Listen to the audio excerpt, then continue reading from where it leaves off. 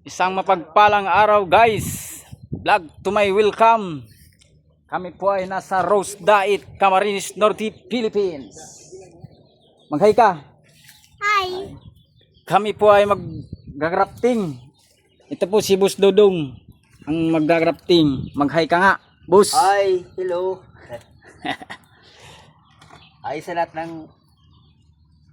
ng supporters Oh, ni Boss Dodong. ay argin na hilig ni. Oo.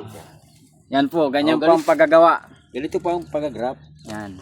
So mga interesado po diyan, yung mga kailangan pumunta lang po dito sa Dait para ay dito po sa Rose Dait. Rose Dait, Dait Farm kung tawagin. Ayan, ganyan lang po. Yan. Alright.